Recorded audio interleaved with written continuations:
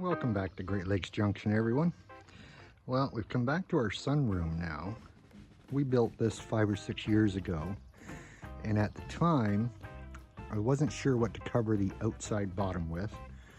My choice obviously was not good.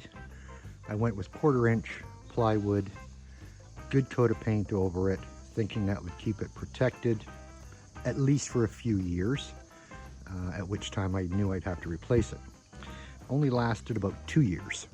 I think the water splashing up from hitting the concrete patio there got into that side wall, and you can see it just rotted it away. So I've actually had a plan to fix this for several years now, and I just haven't had the time or the weather cooperating to get this done. But everything has come into line now. I have the time, the weather, the materials. I looked at a couple of different things for covering this. What I would have liked to have done, there's a fake stone that you can buy. It's just a plastic sheet, but it looks like a stone wall. But after pricing it to go around this thing, it was ridiculous, even though it was just thin plastic. So we scrapped that idea. We're gonna go with wood, but I'm gonna do the same on the outside as I did on the inside. And what that was, these boards are about 5/8 of an inch thick. I don't know if you can see, I cut that end to a V profile and the other side matching. So you put them together kind of like a tongue and a groove setup. So I'm going to use that, and I'm just going to paint it again.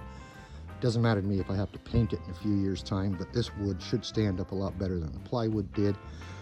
The length of these boards are going to keep them up 1.5 to 2 inches off the patio.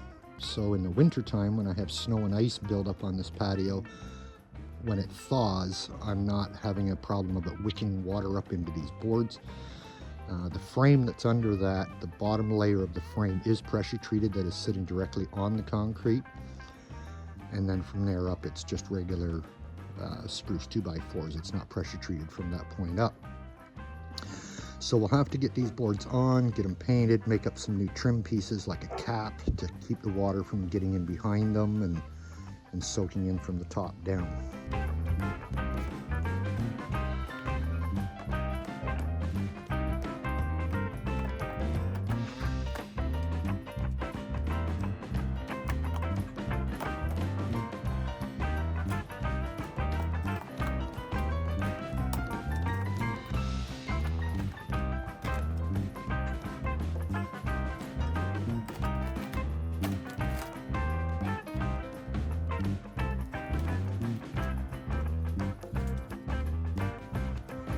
The only downside to these boards is most of them are hardwood, so I'll have to drill each nail hole before I actually nail them on.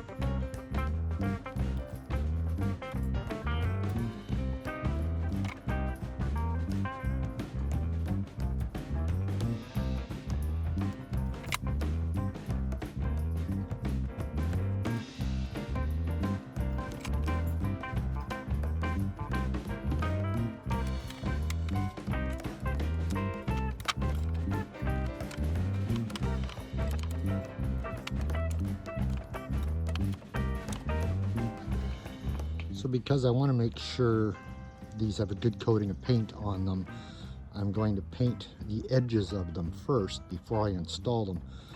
So then when I come back and paint the wall, I don't have to worry about trying to get really good inside all the cracks and all the joints, because they'll already have a coat of paint on them.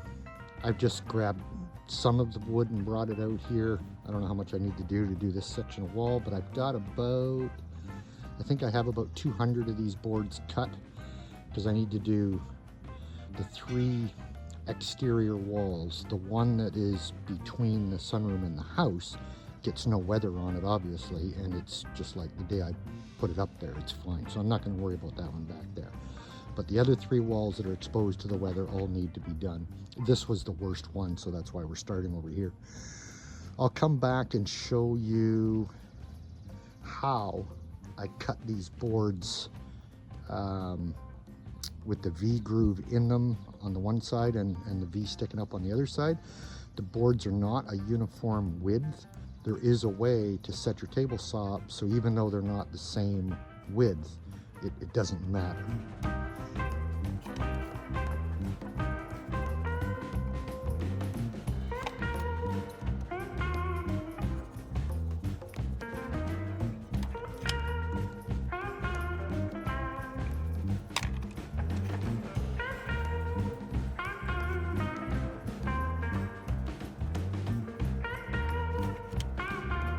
Very hot and humid out here today, so it's not going to take long for that to dry. We'll flip them over, we'll do the other sides, and then we will start installing them.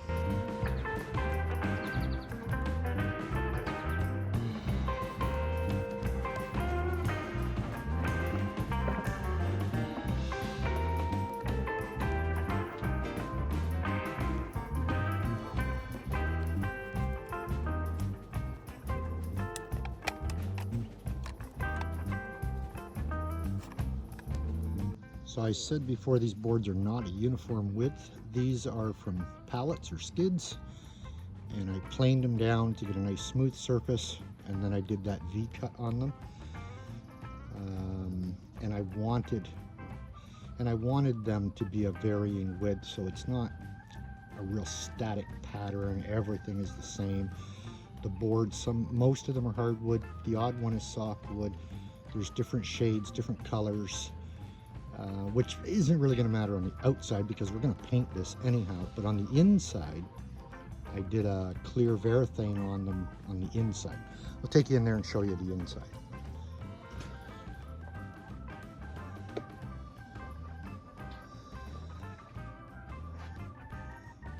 So you can see the different shading in them. Some are lighter or darker than others, and we did that all the way around and up above the windows. We did the same thing up there. Now for the ceiling, I didn't want to work with all these short boards on the ceiling, so we went and bought a tongue and groove knotty pine wood and did the ceiling with that. So those strips were, I think they were like 8 feet long or something, so it made it a whole lot easier when it came to do the ceiling. So I think we did a decent job on this. We did put hydro in it, so we have wall plugs on every wall. Our switches there. We put a ceiling fan in here. So we put a ceiling fan in, some lights. It has served us very well.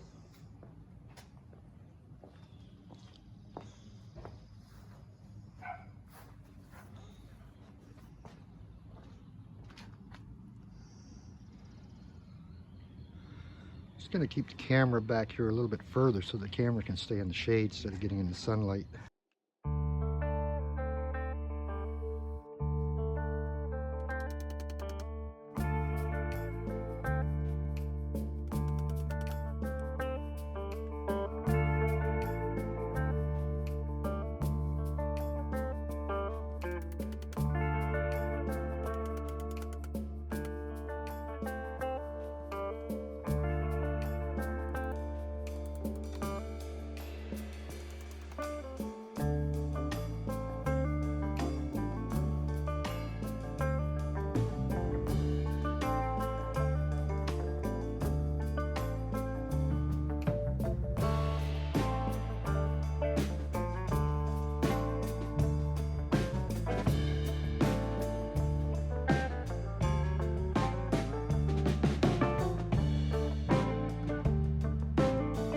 Things suddenly turned real noisy around here in the neighborhood, so I had to shut the camera off for a bit.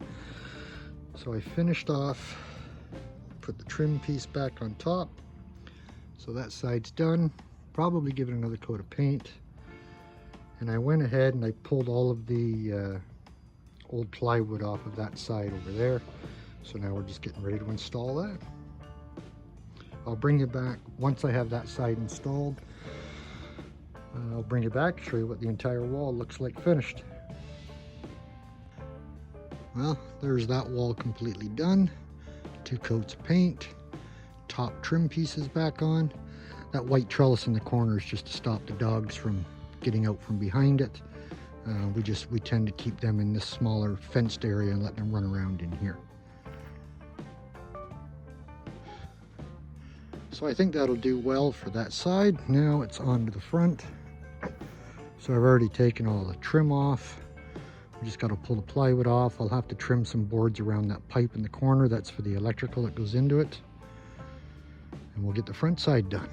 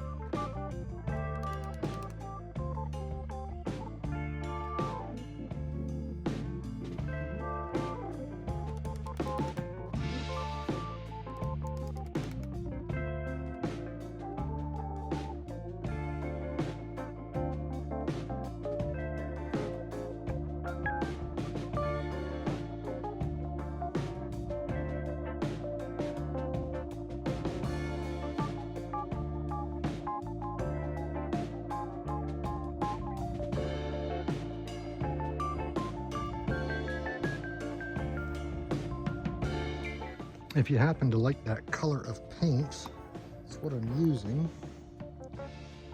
That's a Home Depot product, and the color on it is Forever Denim in an exterior satin finish.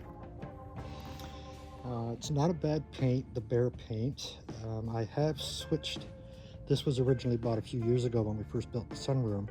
Since then I have switched over to a DuPont paint store, at least for all of my interior paint, and I find it covers better than this stuff does. Now, I've never tried the DuPont stuff outdoors, but I had to use this up since I had it left over.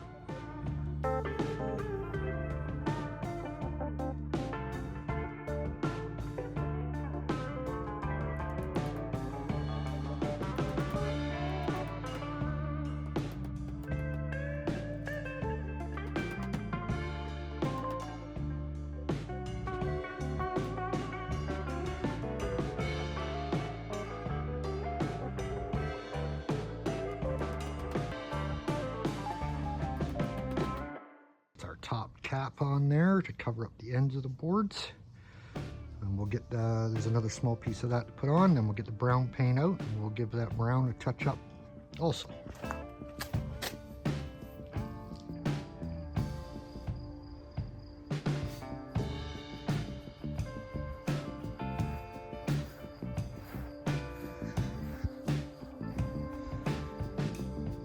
Now we put a little piece of wood along the very bottom just to kind of trim it out a little bit.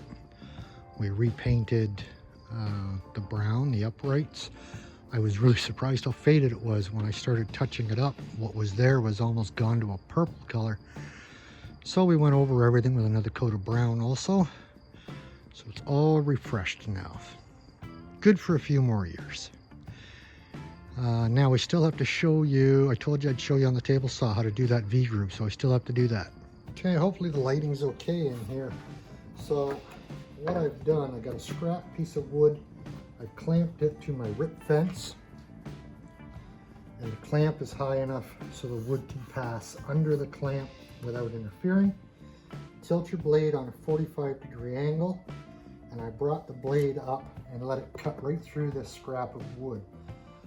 If you tried to do that without the wood there, your teeth would be so close to the metal rip fence, you'd end up damaging the blade. So by doing it this way, you're protecting the blade, and it doesn't matter what width the wood is. If you have inconsistent width, this setup, you don't have to keep moving things to trim the exact width of board that you have. So you're just going to run the edge of the board up against that scrap piece of wood, and with that on a 45, it's going to trim the side of that off. Bring that blade up just a bit. So this is one that we already painted, but then I had to cut the other side off to make it fit a corner piece out there. So I'll just run that through again, See if it takes that paint off of there, and then we'll do the V on that side so you can see it.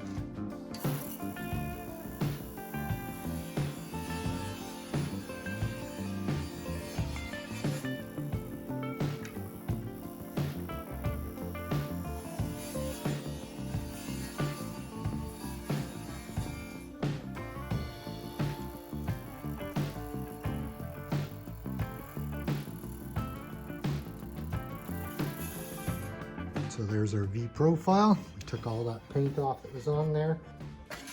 So for the other side, for the V, so I took my scrap piece of wood and I flipped it over, and I let the blade just cut a little bit of an edge off of that board, and I adjusted the height way down.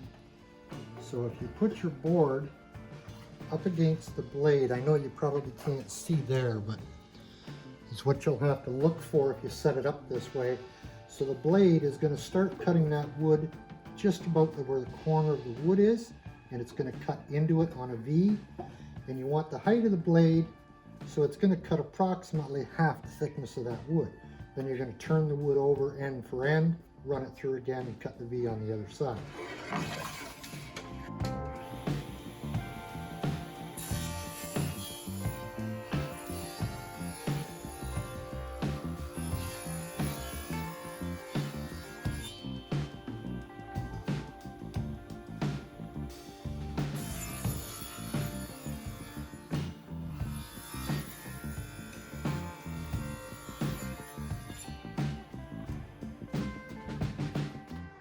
What you'll end up with, you'll have a little scrap that's in the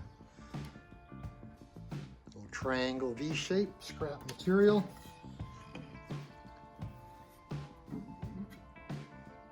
And there's your V groove right down the center of that board. So now you can match that up to all of the other boards that you've cut. And that's just how easy it is to do. It's not a true tongue and groove, but it's really close, and once it's all installed, nailed on a wall, all you see is the seam down it, the same as you would on a tongue and groove board, and that's all there is to that. So if you have a table saw, it's an easy way to set it up to do that. So once again, I hope you found something useful in that. Thank you very much for watching.